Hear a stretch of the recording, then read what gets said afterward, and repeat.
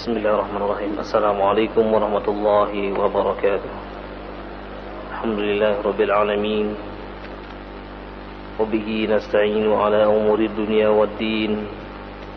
Wassalatu wassalamu ala asrafil anbiya'i wal mursalin, nabiyina Muhammadin wa ala alihi wa sahbihi ajma'in, amma ba'd. Ma'asyiral muslimin rahimani wa rahmatullah.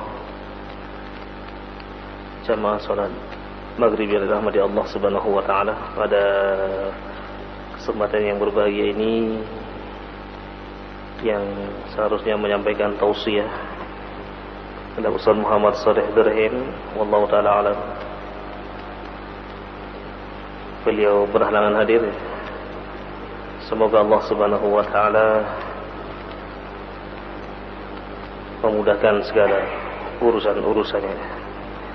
Baik, untuk mengisi kekosongan ini setengah jam ke depan, kita akan membahas sebuah ayat yang memang sudah sering kita dengarkan ayat ini. Semoga semakin sering yang kita dengarkan, semakin kita akan faqih, semakin akan mengetahui madmun apa isi dan maksud daripada ayat ini. A'udzubillahi minasyaitonir rajim. Kami akan bacakan terlebih dahulu surah Al-Ahzab ayat 56.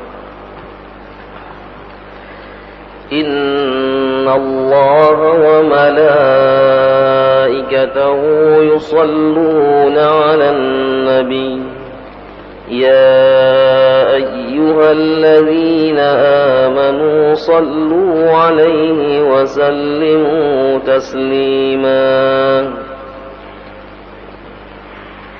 Inna Allah, sesungguhnya Allah subhanahu wa ta'ala, wa malaikatahu, dan malaikat-malaikatnya, yusalluna 'alan nabi, berselawat kepada nabi, wa ya ayyuhalladzina amanu, wahai orang-orang yang beriman, sallu alaihi, ucapkanlah selawat kepadanya, wa taslima, wa sallimu taslima, dan ucapkanlah juga salam penghormatan kepadanya.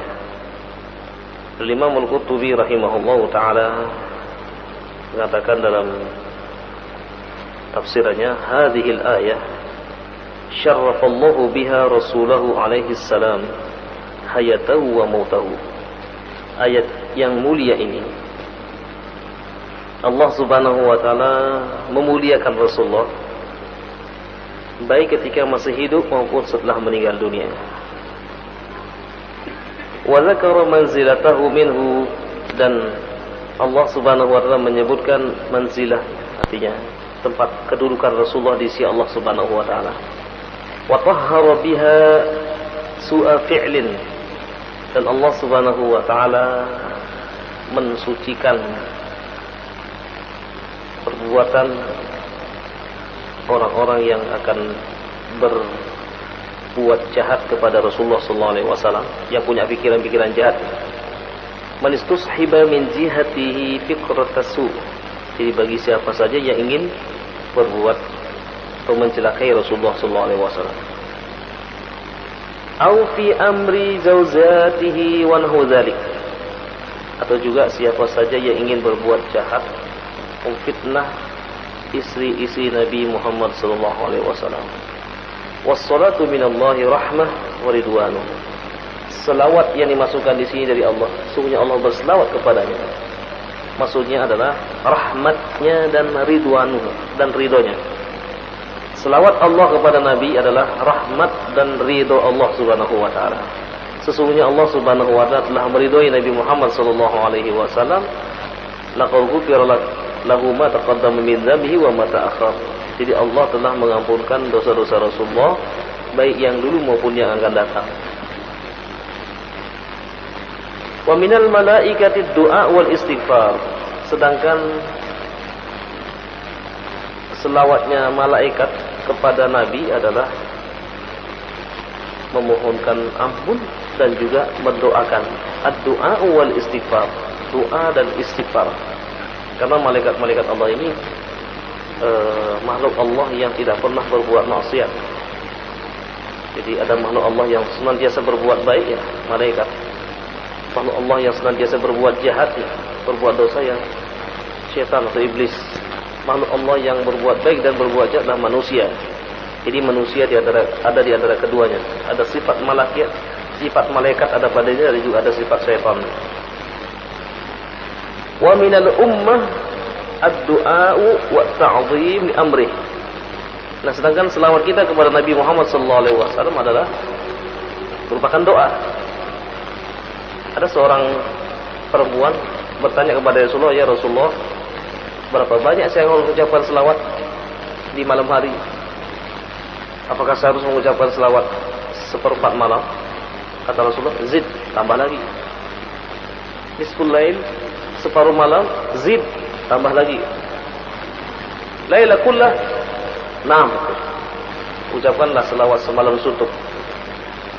Bagi mereka-mereka yang barangkali tidak bisa tidur atau mungkin sedang bekerja malam, sip malam, perbanyaklah mengucapkan selawat kepada Nabi Muhammad SAW. Karena inilah merupakan sebuah doa. Wa ta'zimi lahu, wa ta'zimi li amri.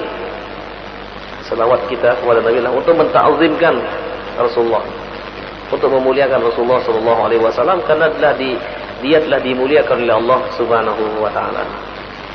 Ada sifat-sifat Nabi, sifat-sifat Allah yang memang Nabi itu disifati juga. Jadi Allah Subhanahu wa taala menyebutkan Nabi Muhammad SAW Raufur Rahim juga di surah At-Taubah. Di surah Taubah ini Allah Subhanahu wa taala menjelaskan tentang sifat-sifat Nabi, di antaranya adalah Rauf. Allah juga memiliki nama Ar-Rauf. Kemudian Ar-Rahim.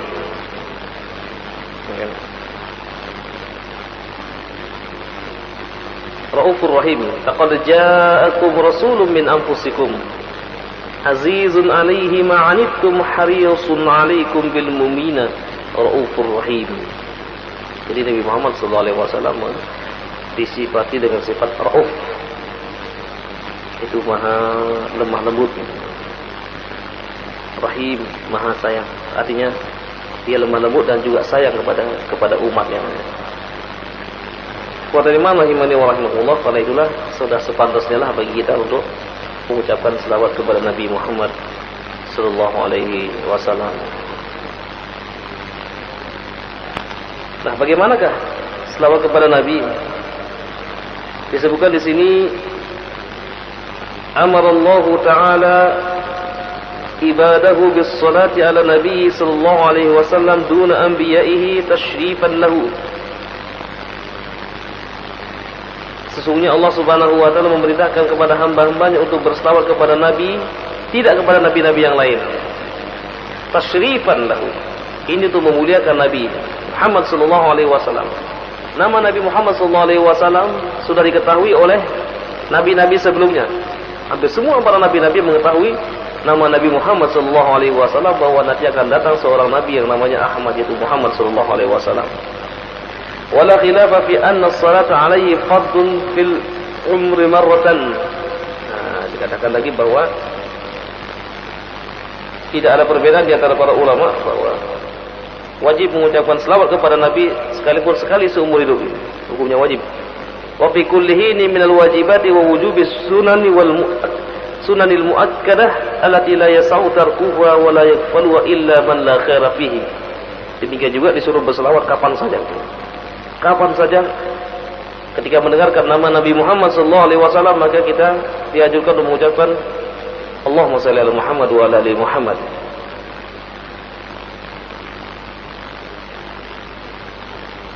Kalau Imam Az-Zamakhsyari mengatakan, fa in kul as-salatu ala Rasulillah sallallahu alaihi wasallam wajibah amandu bilaiha kul wal wajibah. Jadi kalau Imam Zamakhsyari mengatakan bahwa kalau ada orang mengatakan menyebut nama Nabi Muhammad sallallahu alaihi wasallam, apakah wajib mengucapkan selawat atau sunnah? Jadi beliau mengatakan kalau saya memilih wajib mengatakannya. Wa fil hadis man dzukira indahu, dalam hadis disebutkan man dzukira indahu falam yusalli alayya fadakhala an-nar fa'abadahu Allah subhanahu wa ta'ala. Man dzukirtu indahu falam yusalli alayya fadakhala an-nar fa'abadahu Allah subhanahu wa ta'ala.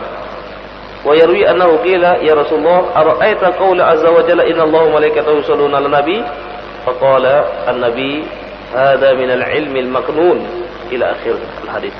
Disebutkan bahwa di dalam hadis siapa yang ketika disebutkan namaku kemudian dia berselawat kepadaku, ini wallahu ta'ala saya tidak berani membahas hadis ini karena di sini ada kalau tidak berselawat maka dia masuk ke dalam neraka. Kita periksa terlebih dahulu hadis ini apakah sahih ataupun yang lain. Baik, kemudian ikhwatul iman rahimani wa rahimakumullah, waqtalafal athar fi sifatis salati 'ala nabi. Nah, ada perbedaan di antara para ulama-ulama tentang bagaimana berselawat kepada nabi.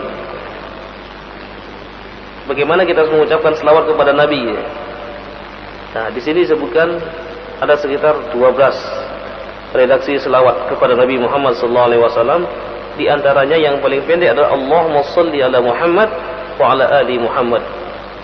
Itu yang paling pendek. Allahumma shalli ala Muhammad wa ala ali Muhammad. Ada lagi Allahumma shalli ala Muhammad wa ala ali Muhammad kama shallaita ala Ibrahim wa barik ala Muhammad wa ala ali Muhammad kama barakta ala Ibrahim wa ala ali Ibrahim fil alamin innaka Hamidum Majid. Nanti bisa dibaca di dalam sebuah kitab kecil, judulnya adalah Kaifiyat Selawat, bagaimana selawat kepada Nabi. Demikian juga selawat-selawat yang diajarkan oleh Rasulullah SAW, dan fadilah dan keutamaannya, dan waktu-waktu kapan kita harus mengucapkan selawat kepada Nabi Muhammad SAW. Sedangkan salam kan disebutkan, dan salam juga ucapan salamnya assalamu alayka ayyuhan nabi wa rahmatullahi wa barakatuh. Ketika kita masuk masjid, maka kita disunahkan mengucapkan assalatu wassalamu ala rasulillah, selawat dan salam kepada Rasulullah sallallahu alaihi wasallam. Tapi ikhwatal iman rahimani wa rahimakumullah, mungkin ini sebagai muqaddimah. Satu lagi mungkin baru kita akan buka terminal yang jawab nanti. Beliau mengatakan man shalla alayya salatan sallallahu alaihi biha asyra. Siapa yang berselawat kepadaku satu kali, maka Allah Subhanahu wa taala memberikan selawat kepadanya 10 kali lipat. Kemudian disebutkan lagi dalam hadis man shalla alayya fi kitab lam tazal lil malaika yusalluna alaihi madama ismi fi dzalikal kitab.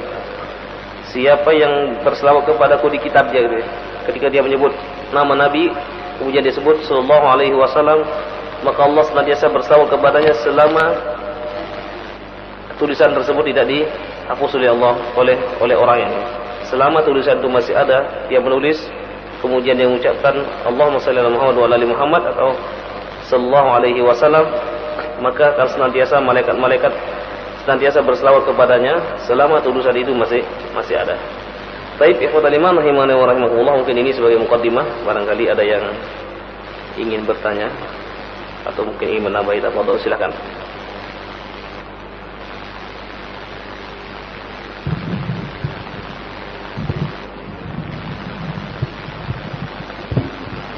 Assalamualaikum warahmatullahi wabarakatuh. Waalaikumsalam warahmatullahi wabarakatuh. Terkait dengan salawat, Ustaz, saya sering dengar yang namanya syafaat Nabi. Jadi tolong jelaskan apa itu syafaat dan kapan syafaat Nabi itu datang. Dan yang kedua, selain Nabi Muhammad, apakah ada orang lain yang bisa memberi syafaat? Terima kasih. Baik, tentang syafaat Nabi itu ada dua. Ada yang disebut syafaat al-uzma, ada syafaat al-khas. Jadi syafaat al-uzma, syafaat yang besar di sini adalah Rasulullah SAW pada saat itu berdoa memohon kepada Allah Subhanahu wa taala untuk segera Allah memulai penghisaban pertanyaannya. Karena selama itu manusia dibiarkan oleh Allah Subhanahu wa taala bingung nih. Tujuannya kemana mereka enggak tahu semua. Yauma yafirrul mar'u min akhihi wa ummihi wa abihi wa sahibatihi wa banihi. Likulli imri'in minhum yawma idzin sya'nu yughni. Pada saat itu orang lari dari anaknya, dari istrinya, dari keluarganya semua. Masing-masing punya urusan masing-masing pribadi.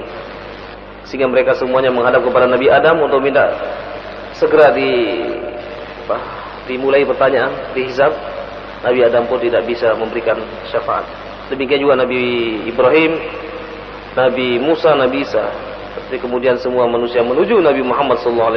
Kemudian Nabi Muhammad sujud di bawah arasy. Kemudian Allah pun mengatakan Ishfa tushfa. Jadi berilah syafaat, sesungguhnya Allah telah ridho kepada syafaatmu. Nah, dimulailah pertanyaan pada saat itu. Ini syafaat al-uzma secara keseluruhan. Kemudian syafaat al-khasah, syafaat yang khusus. Yang khusus di sini adalah kepada orang-orang yang sudah masuk ke dalam surga. Mungkin surganya tidak sesuai, dinaikkanlah tingkatnya, ditingkatkan ke surga yang lebih tinggi lagi gitu ya. Demikian juga orang-orang yang akan dimasukkan ke dalam neraka. Kemudian Rasulullah SAW mengatakan, Ya Rabb, inna haula'i min ummati, itulah umatku, dan mereka melakukan kesalahan-kesalahan karena ketidaksengajaan mereka. Ya Allah, ampunilah dosa-dosanya. Kemudian Allah pun mengampuni dosanya dan tidak jadi orang itu masuk ke dalam neraka. Demikian juga syafaat Rasulullah kepada min ahlil kabair. Jadi orang-orang berbuat dosa besar, Rasulullah pun memohon kepada Allah Subhanahu wa taala, mohonkan ampun kepada mereka dan mereka pun masuk dalam surga. Demikian juga syafaat Rasulullah kepada ahlil a'raf. Jadi orang-orang yang timbangan kebaikan dan keburukan itu sama, 50-50 ya. Akhirnya mereka menunggu. Berapa lama mereka menunggu, wallahu ta'ala alam. Kemudian Rasulullah pun berdoa kepada Allah supaya mereka dimasukkan ke dalam surga. Akhirnya mereka pun dimasukkan ke dalam surga. Inilah syafaat Rasulullah sallallahu alaihi wasallam. Disebutkan man as'adun nas bi syafaati yaumal qiyamah. Siapa sih orang yang bahagia mendapatkan syafaatku pada hari kiamat? Kemudian Rasulullah mengatakan, alladzi qala la ilaha illallah, alladzi qala la ilaha illallah khalisan min qalbihi. Yang berhak mendapatkan syafaatku nanti, yang berbahagia mendapatkan syafaatku adalah mereka yang mengucapkan kalimat la ilaha illallah keluar dari dalam hatinya yang paling dalam. Bukan hanya sekedar gerakan-gerakan ya. Jadi tidak hanya sekedar gerakan-gerakan, tapi kalimat la ilaha illallah yang dibaca adalah betul-betul keluar dari hatinya yang paling dalam karena keimanannya. Baik. Apakah nabi-nabi yang lain juga memberikan syafaat? Iya. Nabi-nabi lain pun memberikan syafaat kepada umatnya. Demikian juga orang mukmin akan memberikan syafaat kepada orang mukmin yang lain. Anak akan memberikan syafaat kepada orang tuanya. Para syuhada, orang-orang syahid akan memberikan syafaat kepada kerabatnya gitu ya. Demikian juga Al-Quran yang kita baca, puasa yang kita lakukan pun akan memberikan syafaat kepada orang-orang yang membacanya dan kepada orang-orang yang berpuasa. Sebagaimana sabda Rasulullah, as-siyami wal Quran yashfa'ani yaumal qiyamah li sahibihima. Al-Quran dan puasa akan datang kepada hari kiamat memberikan syafaat kepada yang membaca dan kepada yang melakukan puasa itu. Baik. Silakan.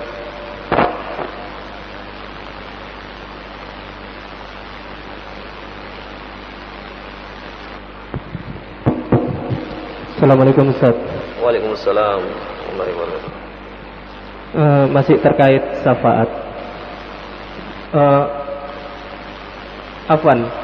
Terkait sholawat. Sungguh agung sholawat Ustaz. Dan sholawat pun sudah ada di Lauh Mahfuz sebelum Rasulullah diciptakan. Terkait tadi seperti kewajiban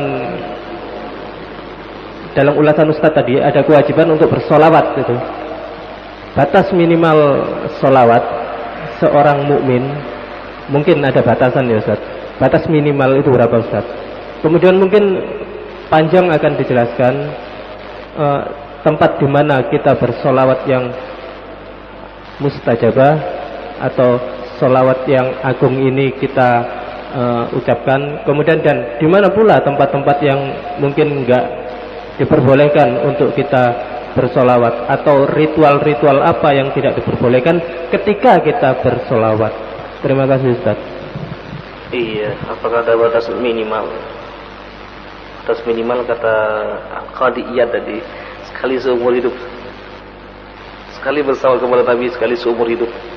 Ini orang yang terlalu sibuk ya. Kata Rasulullah, man dzukirtu, dalam hadis yang lain, man dzukirtu indahu, idza dzukirtu ismi indahu falam yusalli alayya fahuwa minal bukhala. Siapa yang apabila mendengarkan namaku kemudian dia tidak berselawat kepadaku, maka dia termasuk orang-orang bakhil. Jadi berselawatlah kepada Nabi Muhammad sallallahu alaihi wasallam. Tidak ada batasannya, kapan saja, di mana saja. Tafadhol, silakan. Jadi apakah ada waktu-waktu yang paling afdal? Naam. Kalau waktu yang paling afdal adalah hari Jumat dan malam Jumat. Kata Rasulullah sallallahu alaihi wasallam, khairu ayyamikumul Jumat, sebaik-baik hari kalian adalah hari Jumat. Fasallu alayya, berselawatlah kalian kepadaku. Faman shalla alayya salatan sallallahu biha alaihi asyara. Siapa yang berselawat kepadaku, maka dia akan mendapatkan 10 kali selawat dari Allah Subhanahu wa taala. Demikian juga ba'dal azan. Setelah azan. Yang berselawat siapa? Yang berdoa setelah azan siapa? Yang azan apa yang mendengarkan?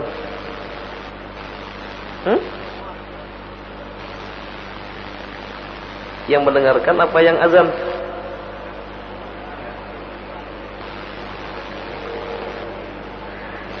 Yang azan maupun yang mendengarkan pun berdoa gitu.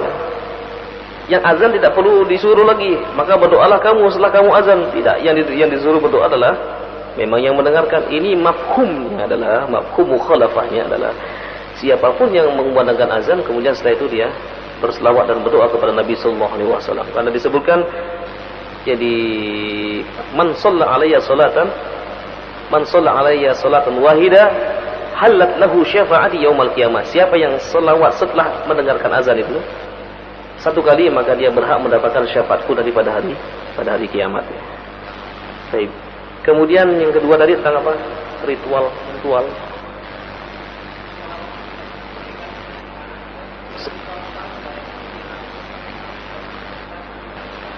Iya. Ritual yang bagaimana yang tidak diperbolehkan untuk kita tidak berselawat. Kita misalnya kita kadang-kadang mengikuti ke acara apa? Berzanzi itu apa istilahnya? Tibaan ya. Jadi begitu mendengarkan nama Nabi kemudian berdiri dia. Nah, ada orang yang beranggapan pada saat itu ketika berdiri ini adalah ruhnya Nabi datang katanya. Ini pemahaman yang keliru. Pemahaman yang sangat-sangat keliru sekali gitu ya. Jadi ruh Nabi sallallahu alaihi wasallam tidak datang. Kata Rasulullah dalam sebuah hadis. Kita perhatikan bagaimana hadisnya. Ma minkum min ahadin yusallimu alayya. Siapa di antara kalian yang mengucapkan salam kepadaku idza mittu, ketika aku sudah meninggal. Illa ja'ani salamahu ma'a Jibril, kecuali salamnya itu datang kepadaku bersama Jibril. Yaqulu ya Muhammad hadza fulan min fulan yaqra'u 'alaika salam. Wahai fulan min fulan, ini si fulan telah mengucapkan salam kepadamu katanya. Fa aqulu wa alaihi salam wa rahmatullahi wa barakatuh. Kemudian aku mengucapkan menjawab salam. Di mana saja. Apakah perlu kita mengatakannya? Nanti kalau kamu ke Madinah kirim salam sama Nabi ya? Tidak perlu. Kenapa tidak perlu? Hadis berikutnya, inna lillahi malaikatun sayyahina fil ardi yablughuni min ummatis salam. Sesungguhnya Allah memiliki malaikat-malaikat yang bertebaran di muka bumi ini dan yang menyampaikan salam-salam dari umatku. Di mana saja kita mengucapkan salam, khususnya adalah pada saat kita masuk masjid, assalatu wassalamu ala rasulullah, selawat kita dan salam kita sampai kepada Rasulullah sallallahu alaihi wasallam. Jadi tak perlu lagi mengucapkan kirim salam ya sama Rasulullah nanti kalau ke Madinah. Karena lebih cepat malaikat-malaikat ini menyampaikan salam-salam kita, selawat-selawat kita kepada Nabi Muhammad sallallahu alaihi wasallam. Jadi intinya mengucapkan selawat kapan saja, di mana saja ya. Tidak ada ketentuannya yang mengikat ya. Tidak ada ketentuan yang mengikat. Di mana saja kita mengucapkan mendengarkan Nabi Muhammad SAW, maka kita ucapkan selawat dan salam kepadanya. Baik. Silakan.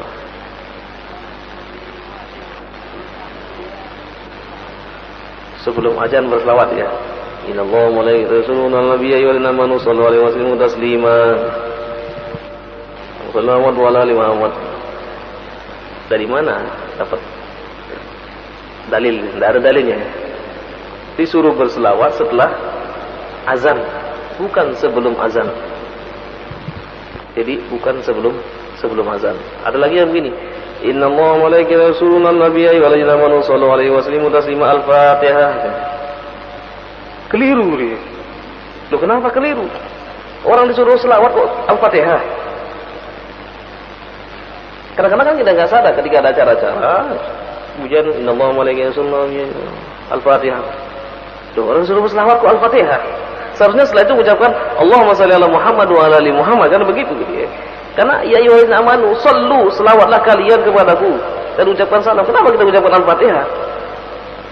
Ikan keliru, berarti enggak memahami ayat ini. Ayat surah Ahzab ayat 56 tadi. Jadi tidak ada anjuran berselawat sebelum azan. Jadi yang ada adalah setelah azan dikumandangkan. Karena ini merupakan ibadah, ibadah harus ada dalilnya. Baik. Silakan. Waalaikumsalam warahmatullahi wabarakatuh. Ustaz, sebagaimana yang saya ketahui ada 9 macam salawat. Itu apa semuanya masruk? 12. 12. Mungkin itu lebih banyak. Yang saya ketahui 9 ya. Apa itu semuanya masruk gitu? Iya. Keren. Iya, semuanya masruk, ada 12 dari selawat. Jadi nanti baca di bukunya Ustaz Hakim Abdad. Ustaz Hakim Amir Abdad ada 12 redaksi selawat. Demikian juga fawaidnya, manfaatnya ya. Hikmah seorang itu berselawat kepada Nabi Muhammad SAW.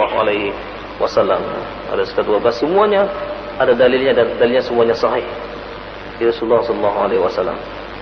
Tapi insyaallah mungkin kajian kita pada malam hari ini kita cukupkan. Nanti insyaallah kita lanjutkan pada pertemuan berikutnya. Qulu qouli hadza wa astaghfirullah wa lakum. Subhanakallahumma wa bihamdika asyhadu an la ilaha illa anta astaghfiruka wa atubu ilaik. Wassallallahu ala nabiyyina Muhammadin wa ala alihi wa sahbihi ajma'in. Assalamualaikum warahmatullahi wabarakatuh.